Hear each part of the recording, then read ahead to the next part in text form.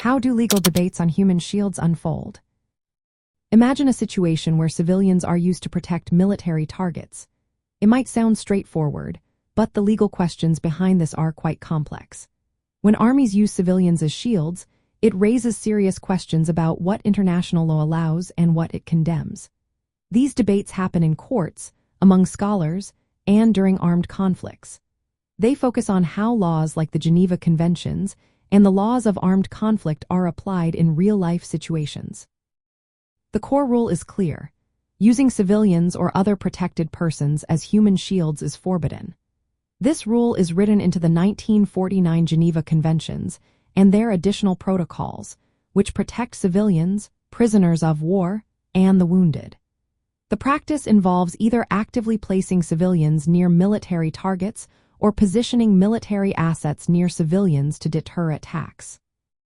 Both actions are illegal because they put civilians at risk and break the principle of distinction. This principle requires parties to tell apart civilians from combatants and civilian objects from military targets. This prohibition is also part of customary international law, meaning it applies everywhere, whether in international or internal conflicts. The International Committee of the Red Cross has documented this in its study of customary law.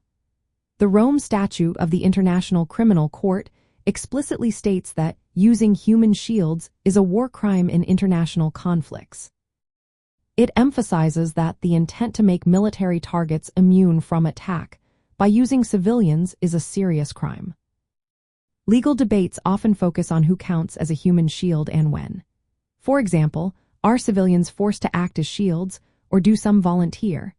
Does the law apply the same way in internal conflicts? Scholars discuss whether the rules are as strict in non-international conflicts. They also examine the intent behind using civilians and who is responsible.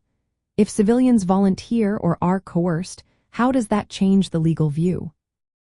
Another key issue is how the use of human shields affects military operations. It complicates the principle of proportionality, which says harm to civilians should not be excessive compared to the military gain. Debates consider how to judge proportionality when human shields are involved. Even if civilians are used as shields, attacking forces still have a duty to take all feasible precautions to avoid civilian harm. They must balance the military advantage with the risk to civilians. Accountability is also a big part of these debates. Courts like the International Criminal Court can prosecute individuals for war crimes involving human shields.